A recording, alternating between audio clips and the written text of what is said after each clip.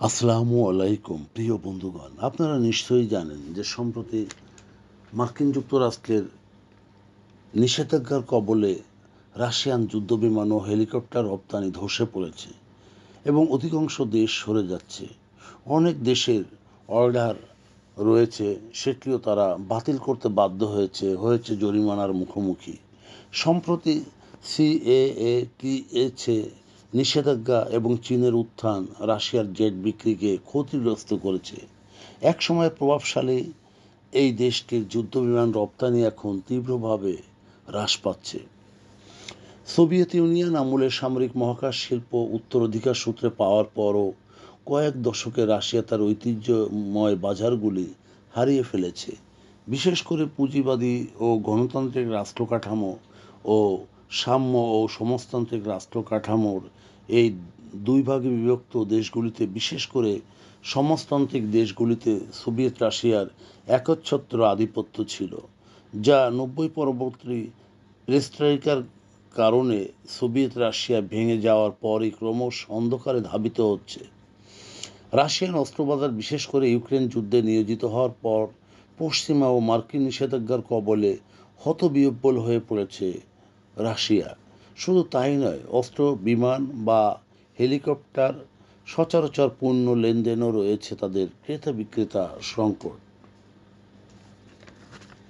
ঐতিহ্যবাহী ক্রেতা হিসেবে একসময় ভারত, চীন, ভিয়েতনাম, আলজেরিয়া, মিশর সহ অনেক দেশই রাশিয়ার বড় ক্রেতা ছিল, যা সর্বশেষ 2020 সাল থেকেই এই ক্রয় বিক্রয়ে এখন বিস্তর ফারাক দেখা দিয়েছে।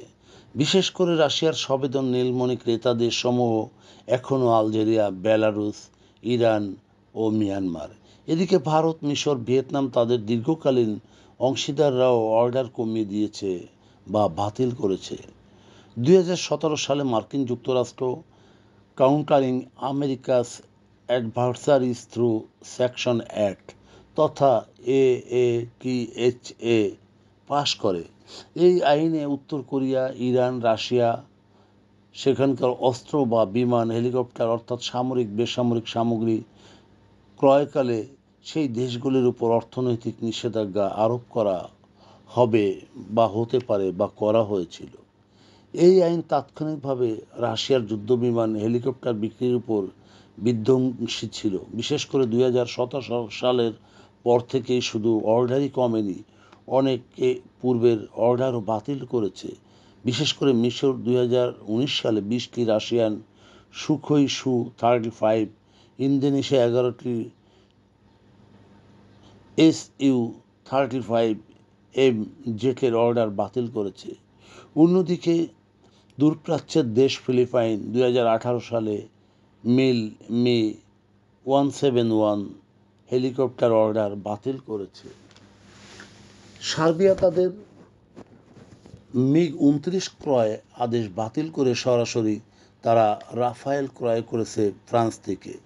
সিএএটিএ রাশিয়ার সকল রপ্তানি পণ্য বন্ধ করে না বটে, এবং এতে কিছু করে বাস্তব সিদ্ধান্তও নেয় মার্কিন যুক্তরাষ্ট্র। বিশেষ করে যেমন 2018 সালে ভিয়েতনাম নিষেধাজ্ঞা ছাড়াই রাশিয়া থেকে Yak-113 যুদ্ধবিমান ক্রয় করে। তবে মার্কিন যুক্তরাষ্ট্র ও ভিয়েতনাম F-16 ফাইটিং ফ্যালকন বিক্রি করেছিল ভিয়েতনামের কাছে।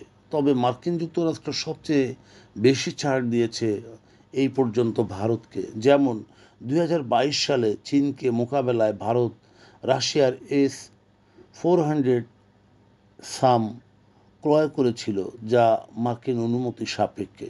সম্প্রতি 12 থেকে 14টি Su-57 ফ্যালকন জেট ক্রয় করেছে, যা 2027 সালে সেটি পাবে। 2025 সালে 12 দিনের যুদ্ধে ইরান যুদ্ধবিমান সংগ্রহে চীনের দিকে ঝুঁকে পড়েছিল।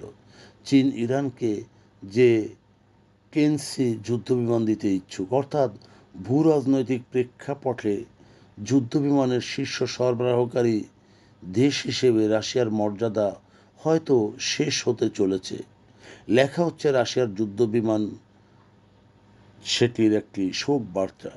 হয়তো ধীরে ধীরে এই শোক বার্তা আরও বর্ধিত হবে বা ধীরে লেখাইও হতো, কিন্তু না, অতি দ্রুত স্পষ্ট শেষ হয়ে গেছে রাশিয়ান যুদ্ধবিমান ও হেলিকপ্টার, যা ছিল একসময় রাশিয়ার স্বর্ণযুগ।